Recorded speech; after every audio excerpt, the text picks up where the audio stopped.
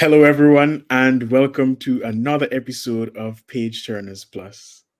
As promised the last time you saw us, today we'll be interviewing the author of The Rightest Place, Barbara Jenkins. Welcome, Barbara. It's a pleasure to have you. It's wonderful to be here with you at Page Turner. It's an Yes, honor. yes, it's also our honor. So, the last time we had a discussion on this novel, we started our discussion by focusing on the protagonist, the white protagonist. So my question to you is, when you set about writing The Rightest Place, did you have any concern that Caribbean readers would reject a white protagonist, particularly one who was neither Caribbean born nor raised? Yes, it's interesting that you should bring that up because we're a multicultural society in the Caribbean, but particularly Trinidad. I think of Trinidad as something of a frontier space where where people find themselves, get washed up here. For example, in the last few years, I don't know whether you know, we've had tens of thousands of Venezuelan refugees arrive here, and with the kind of stratified society that Venezuela has, and by which I mean racially stratified society, um, a lot of the people who had the means to get here were of a lighter skin color. So we are accustomed to people floating up here in various ways. So I didn't think that the Trinidadians, at least, would find a white protagonist somehow unusual. And in any case, with the kind of economy we have, a petrochemical economy, we operate kind of globally, so that foreigners being here is not really something noteworthy. Um, so her being white, it did not strike me as being something that might concern anyone reading the book. Did it jar with you? I will tell you that it jarred me. My concern was I well when we discussed the novel, I don't know if you're familiar with Olive Senior's poem. Uh, uh, what was it called again? Colonial Girls' School. Oh Where yes, oh yes, yes, yes, right. So yes. that was it. That was a poem that came to my mind. Right. And there is a line in Colonial Girls' School where Olive Senior says, in the literature we learned as children in high school, there was nothing about us. And my concern when I saw that it was a white protagonist is that I worried that this was self-erasure.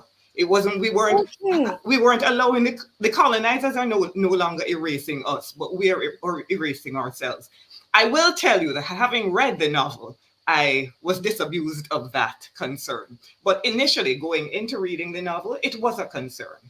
Well, Um, if anything, I'm glad it gave you a jolt so that you will continue to find out what's going on here. Why is this happening? Great. yes, and it made me examine my own prejudices, which is one of the strengths of the novel. That wasn't the only prejudice that it had me examining. But we can talk about that later. I didn't even realize before I read the novel that I had a prejudice about older women having relationships with younger men. And yes, Okay. I didn't know that until I read the novel and I was scandalized. And then I'm saying to myself, Paula, why are you scandalized? Because if it was a man, you wouldn't be scandalized. But since we are there, you did you would present us with Jason and Indira. Indira is the protagonist. Jason is the romantic interest. I imagine he is about 22 and she's about 37, if my rough calculations are Mm-hmm, correct. mm-hmm, mm-hmm. Um, and like I said, it did shock me, the fact that this was an older woman and a much younger man. It's completely scandalized Raul J. I'll tell you his secret. Ooh. And Raul J Well, is dear, a that, man, that reflects missed opportunity. That's all. and Raul J is a man in his 20s. Ah, well, it could be Um, incidental there with some advice, right. right? Yeah. But then, You also present us with Carly and Sonity. I don't know if Sonity is how you pronounce her name. Yeah. And that age difference is about 20 years. And I'll be very honest that it didn't shock me. That relationship didn't shock me. Were you doing that deliberately? Were you asking us to examine our prejudices? Actually, no. I love it. I love it when something that you write sort of like naturally without too much pre-thought um, is taken as something that was planned and then executed with a particular motive in mind. It did not strike me as odd that Indira, approaching 40, 37, something like that, approaching 40, although she herself recognizes that he's a younger man, um, and had simply labeled him as a boy, as a young man, um, didn't hesitate to have a setup in which she was, where she seduced him, in fact. And the second time they met, the initial move came from him, so that the relationship evolved after that into something that looked as if by the end of the novel was going to be quite secure. Um, and I didn't intend when writing this to shatter stereotypes or anything like that. But I'm glad it brought you up to reconsider prejudice and expectations of age difference and gender. But um, there are so many ways in which people relate romantically now. There are so many legally permitted and at least society sanctioned ways in which men relate to women, or to men, or women relating to women, or people changing, trans people having relations, formerly men having relationships, becoming women and having relationships with men. All of that is happening right now, and I think the attention of society is more focused on these kind of relationships than a simple 15-year age gap between an older woman and a younger man who is over the age of 18, and therefore an adult. So I want to pick up sort of where you left off there, because you mentioned in the relationship between Indira and Jason that there was sort of a power play between, the age difference and gender. So I kind of want to focus more on Indira's background and Uh-huh. how she came to have, because last week we had a discussion on power dynamics, and I wanted to know like how she I'm came to sorry, have had a discussion on what aspect? the power dynamics Oh, the power in the novel, dynamics. and whether Okay. there was some sort of power dynamic at play. Yes. And with Indira's atypical background, being an Indian woman born to white European parents and biological parents and raised by Indian parents from one of the lower castes, Uh-huh. what inspired you to write a character specifically like her, and what material did someone with that specific background offer you as a storyteller? Okay. Um, I was happy to have her sort of removed from any of the normal relationships, in terms of race and class and Indianness, the usual ones that you would expect. Um, it sort of made her, I wanted to make her a figure who would slip into working class Belmont and not have any airs and graces because of her skin color. And in order for that to be the case, she had to have gone through some pretty rough times in India that would have made her not capitalize on skin color. Although she's quite aware of the benefit of having a light skin in a Caribbean society, it didn't serve her very well in India. So she had what could have been a peg or two very much taken down by her experience. And in terms of her caste being raised, uh, perhaps Dalits in Kerala. In Trinidad, there is a very large Indo-Caribbean community which still knows its caste, still knows where they fit in their caste hierarchy. They know that Brahmins are the only ones who can be Pundits and the higher caste. And they have a sense of which caste each family belongs. Since she came in as a non-caste person, she wouldn't have to wrestle with that in Trinidad.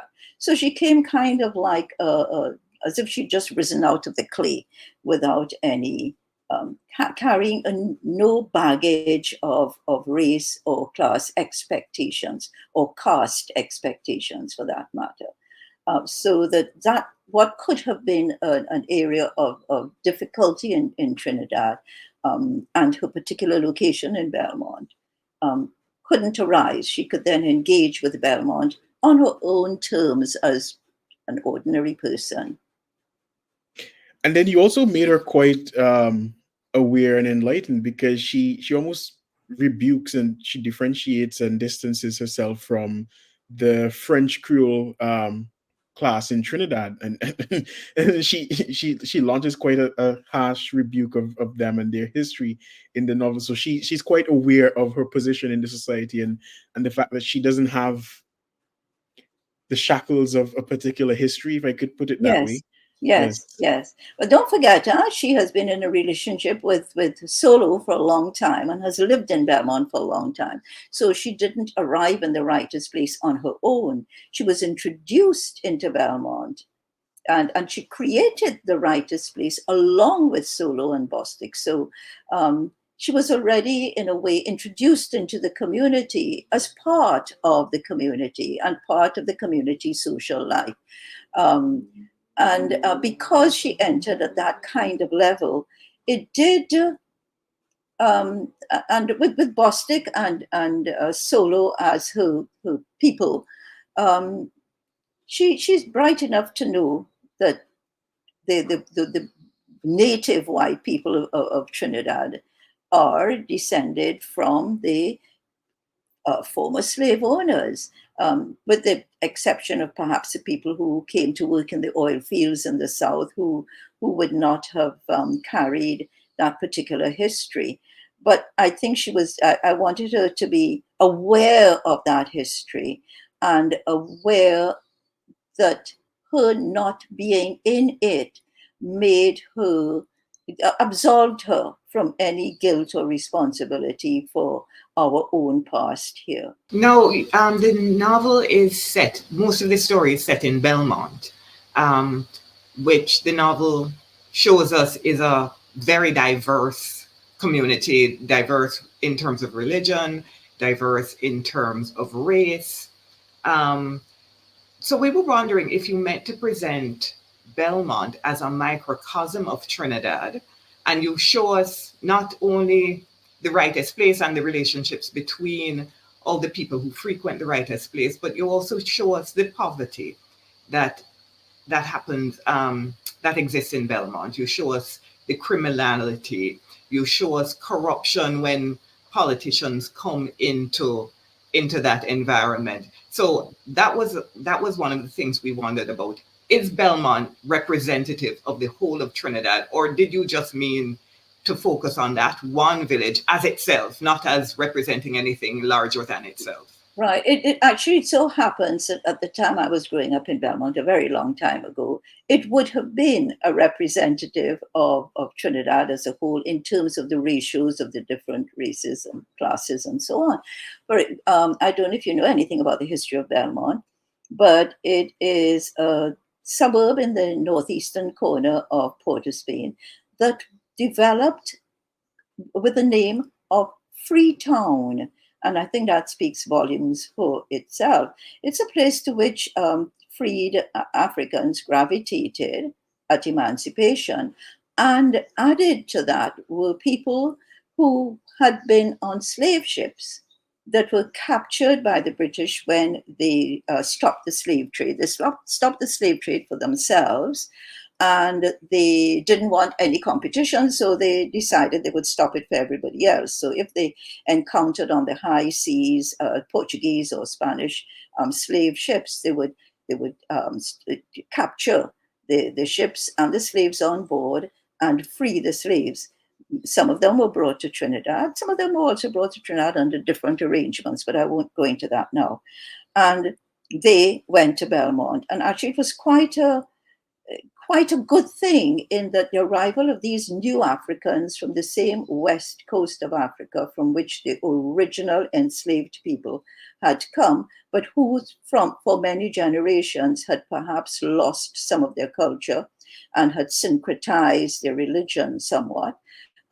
This infusion of new people who were free made Belmont a place where the Orisha religion could find a foothold. Mind you, it was illegal. It was illegal until quite recently. It was hounded by police. It was against the law. But a few of these yards flourished. Now, to give you some idea of the range of people who were there, Belmont is adjacent to a quite well-off suburb called St. Anne's and Cascade, and populated mainly by well-off people. They were formerly a plantation. And the spillover from there, the people who couldn't afford to live in those more salubrious neighborhoods, and newly arrived indentured people from Portugal, for example, or China, arrived in Belmont. It was a good place to be, near what's going on in the city center. So we had lots of Chinese people. All the groceries in my neighborhood were Chinese owned.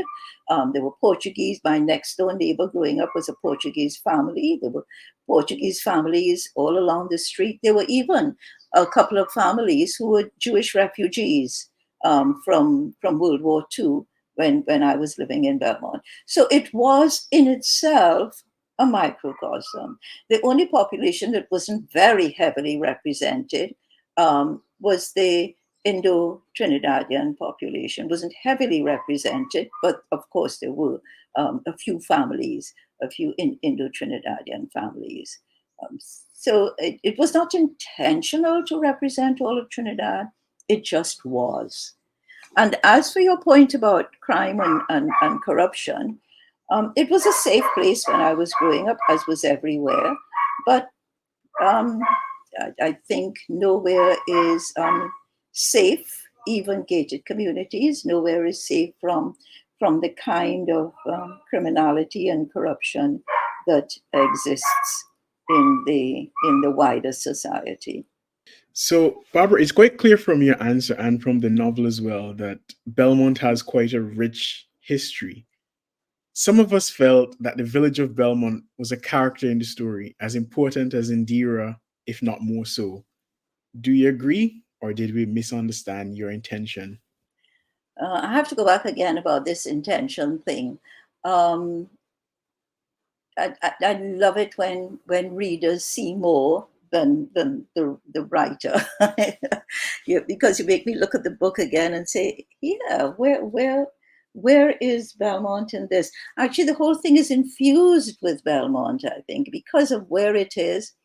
To call it a character, yes, I think you've elevated it to that, to an important character, in that it has its own sense of what it is about, its activities, its population, what they get up to, what comes into the space.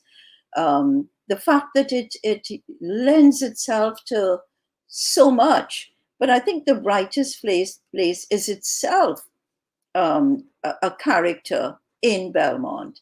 The Rightest Place has evolved over time, has grown up in a way from just a rum shop, as it was before it became called the Rightest Place. It was a grocery cum rum shop, and then became a bar, and just serving drinks. And then Indira made it into a restaurant, and then it became the hub of takeout and attempted fine dining. And So in itself, it is the bar itself is a character that has grown and evolved over time, and has offered to some extent some resistance to too much change by the mere layout of the place. So yeah, yes, I have to agree with you there. I want to go in a different direction now. I want us to talk about Cynthia, who bookends the novel. She introduces it and she closes it. No, she calls herself a Mako. She identifies herself as a Mako. We didn't think Cynthia was a Mako.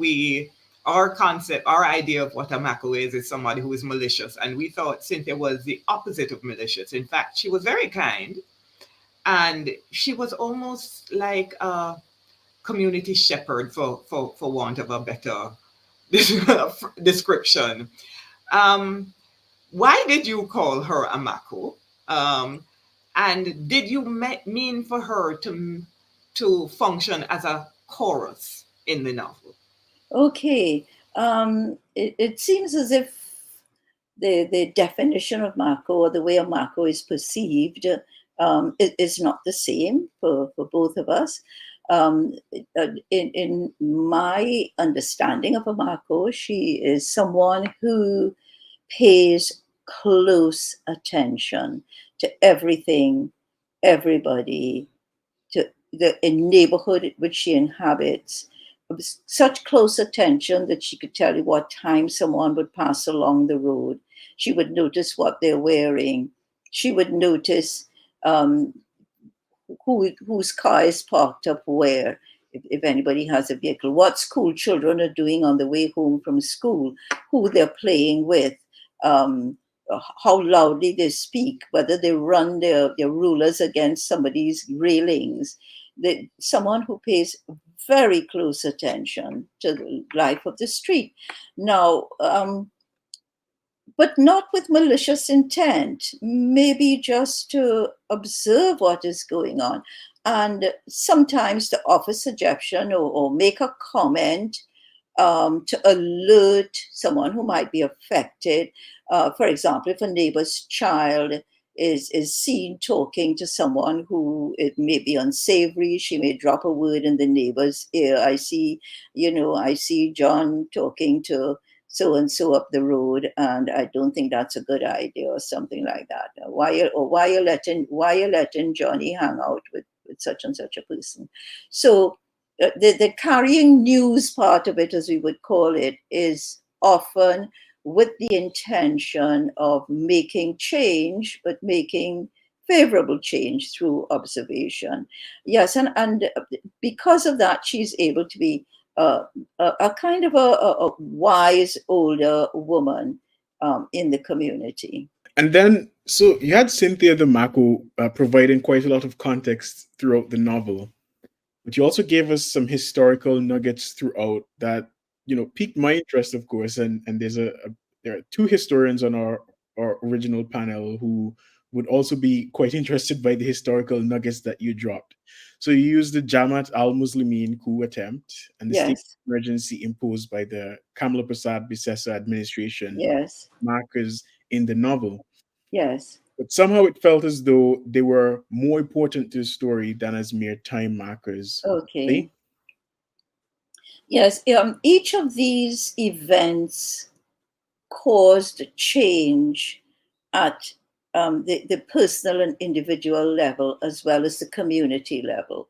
Although the attempted coup, if we can start with that one, lasted about a week, Trinidad changed dramatically after that. The effects of that week are still being felt. There was something about there was a kind of a collapse of morality, if I can put it that way, in that there was a lot of looting taking place. People came out, mostly the people who were deprived of the kind of consumer goods that everybody aspires to obtaining now. Um, People came out to avail themselves of these consumer goods. mainly for personal use. I shouldn't imagine much of it was for resale or anything like that. But there, I mean, groceries were broken into and goods taken out. Shop windows were broken into downtown Port of Spain, and it completely cleared of their stock of sneakers and clothes and furniture and appliances and that kind of thing. And it was kind of like a time of that short period, a time of open season, of take what you want. And this, I think, transferred into a kind of um, a moral acquisition among people that I don't think was there, certainly not to that extent before. So that they're not just historical markers. I think they're social and cultural markers in the society change in Trinidad, and abrupt change too, because people weren't apprehended for having done this. Nobody was caught and thrown behind bars. There were no lessons learned from that, except if you can, you might as well take what is not protected. And I'm not sure how much of that lesson has been unlearned. On a similar note, you show us Indira when she's a child in India, and she was unprotected because her parents disappeared, her biological parents disappeared. She's raised by these adoptive parents who are probably Dalit. So they themselves are vulnerable. And because of their vulnerability, they can't protect her. So she becomes the prey of human traffickers, people who are selling children into sex slavery. You also show us the corruption in Trinidad when Indira has to deal with this politician, this local government politician. And I was looking at the novel and thinking, corruption seems to be an overarching theme in the novel. Did you intend that, or are we again reading more than you intended into the novel? Um, whereas the bit about Nadira's experiences as a child who'd been trafficked into sex slavery, um, I dealt with, I think, quite seriously because because she was a child, and that's a very serious thing. But I hoped that I dealt with the corruption in local politicians and the pastor and his goal of amassing wealth through donations. I hope I dealt with those in a more comedic manner, You um, did. so that it was an entirely different kind of wrongdoing, and therefore you could make light of one and hold it up to ridicule, and deal with the other one in a far more measured, serious manner.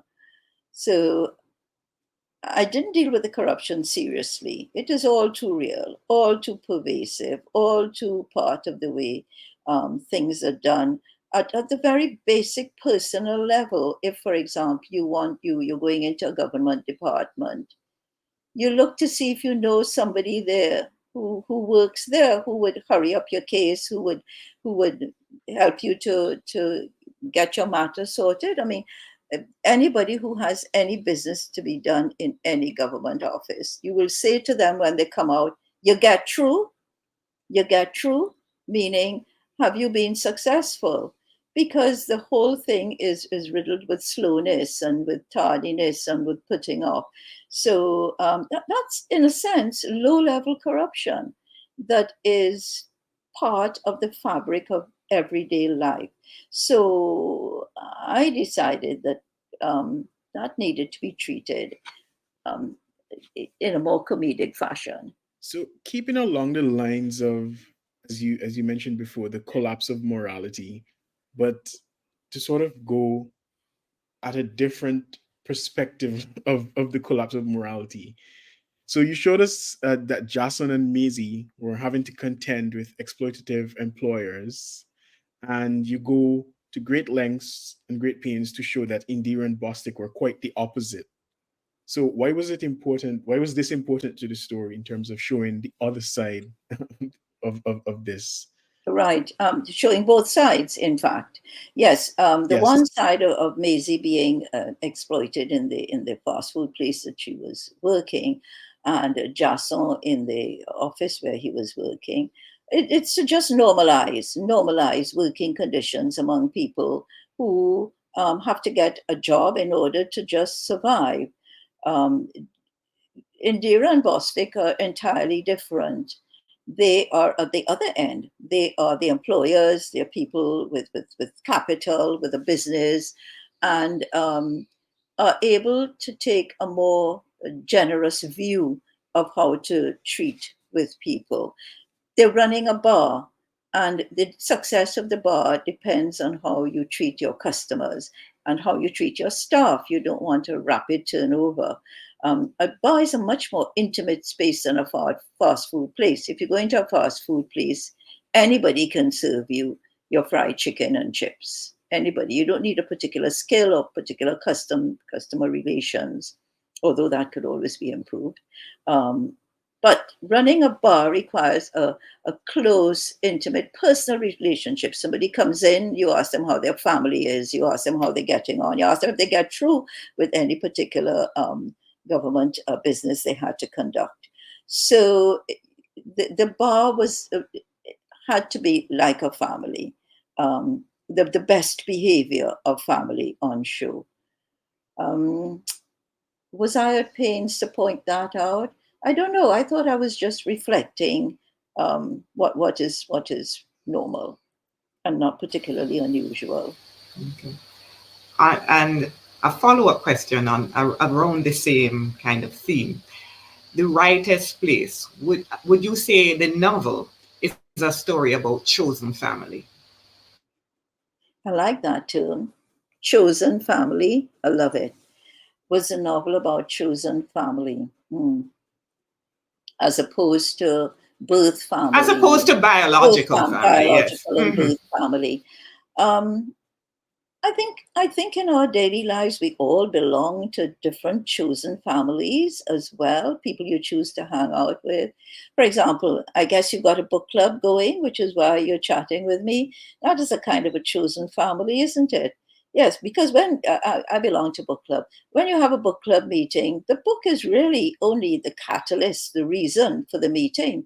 A lot of the meeting is about how you feel about the book and what it brought out about your own life, what's going on with you, so that and you share not just the book, but you share intimacies as well. People have chosen families in their churches, alma maters. People have chosen families there as well. Get to go, boys you went to school with, girls you went to school with would hang out as your preferred family in a way, not just chosen, but sometimes even preferred family. Yeah. I want to take you back to Cynthia the Mako, but on a slightly different note about Cynthia. Uh-huh. She's in the breech position at birth. Is there any folkloric significance to that? And I'm very intrigued to hear your answer to this. Breech position at birth. That's supposed to be lucky, I think. That's supposed to be lucky in folklore. Not too lucky for the poor mother because it is a dreadful delivery, a birth delivery, if it isn't conducted by cesarean, But in the case of Cynthia, I wanted to show that she was ready for action, ready to jump out on her 2 feet and start going around finding out about people's business. Yes, but I think it's supposed to be lucky. I think it's supposed um, to indicate that the person has a sense of adventure. I was I was also Did in you breech check that position out at birth. yourself, Roger? Did you check it out? Whether in St. Vincent and the Grenadines there's any particular I no, Did you know? I've never heard of being born in the breech position. No, actually, now that I think about it, I have an uncle who was born in the breech position, and my grandmother always said that it made him stronger, that you couldn't destroy him because he was born in the breech position. So yeah, I just remembered that 1 second ago. I was born in the breech position, but I've never heard any sort of folkloric significance about it. But now I'm gonna take both of your answers as my Absolutely. motivation for the rest of the That's month. wonderful. That's wonderful. You are very strong. You can't be defeated, according to Paula, and you're ready for action at all times. Hello, you score there. Thank you very much. So, Paula, I'm not sure if you wanted to ask another question. We're almost out of time, so we could take this as the last question. Among the people you acknowledge in the novel, in your thank you notes, are normal, everyday Trinidadians whose unique genius is to unceasingly produce real life stories that are too unbelievable for fiction. Tell us about that. All right. Yes. I love this place. I live here. I was born here. I live here. I could live elsewhere. My children are all over. But I wouldn't leave this place. This place is so busy and active and exciting at all times.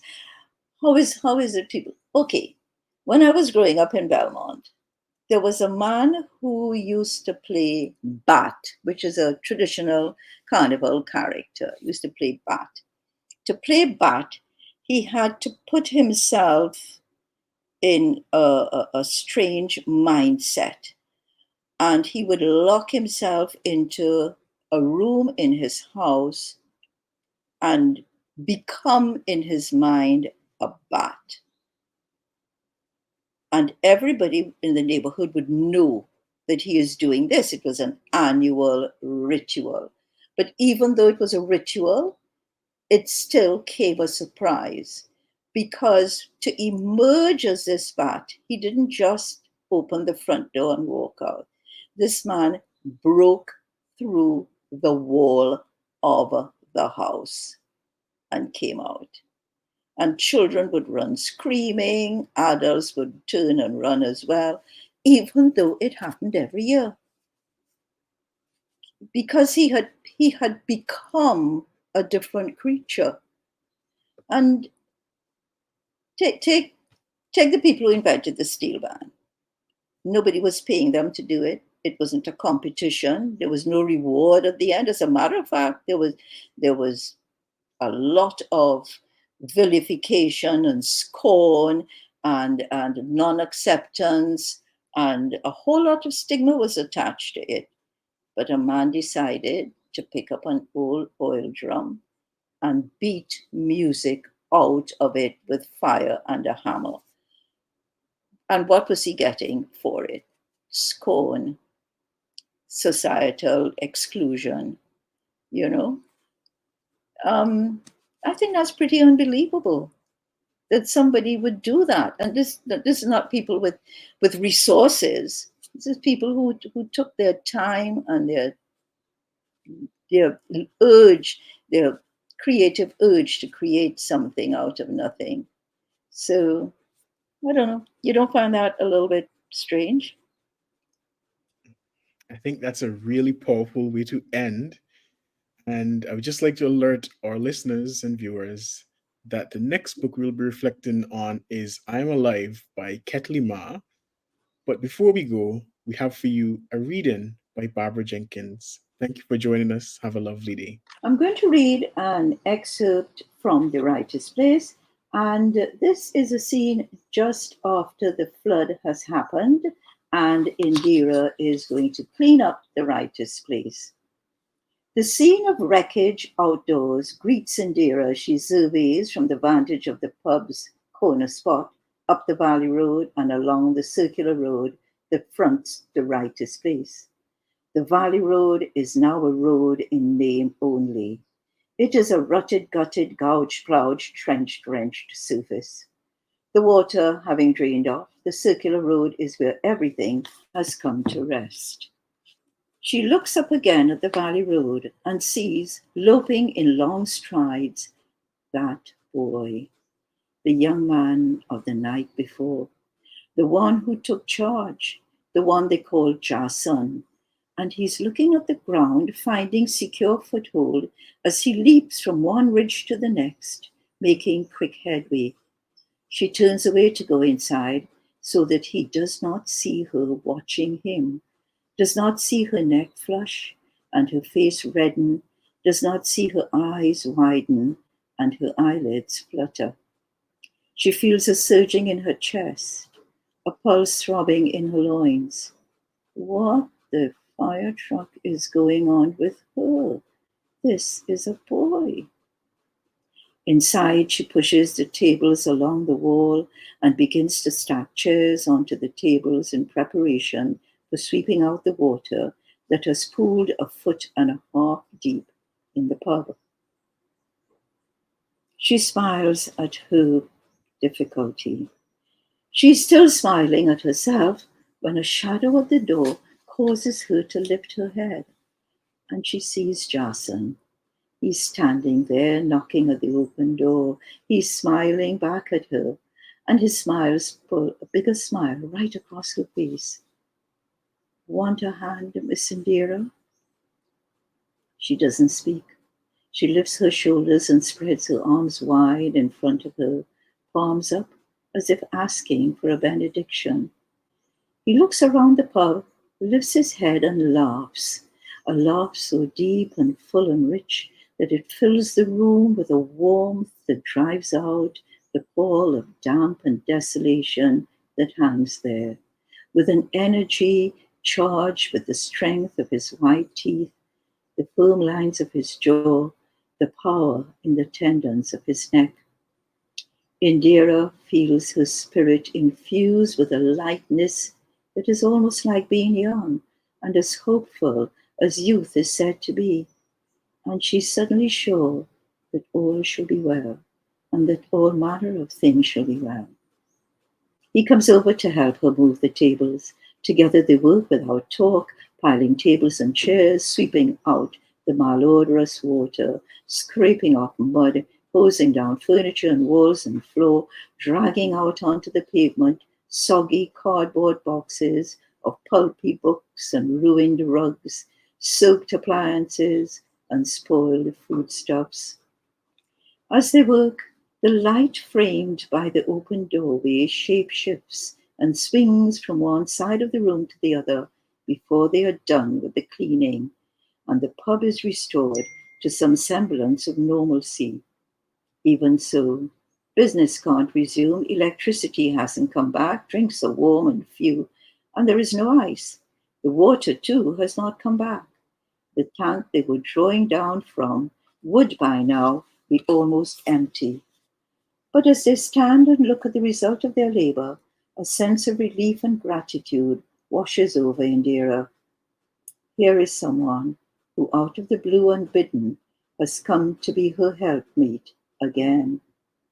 She has a sense that she has willed him out of the ether, as if he had no life before she first saw him, and will disappear once she's finished with him. She must keep him for a while longer. She wants to let him know how much she appreciates his help, how much his presence means to her. She smiles at him. Hungry? Could do with something, yes. Come, let's see what I can find. Upstairs he won't sit. He's too dirty, he protests. He'll mess up her nice furniture. You have bread, cheese? A sandwich would be fine. You don't have to cook anything. I'll be all right. No. You've been working hard all day. You must be starving. I can do better than a cheese sandwich, she insists. Look, tell you what, why don't you have a shower? Then we can sit properly and eat something more substantial. There's lots of man clothes you can change into after. Come, let me show you where. She leads him to the shower in the guest bedroom.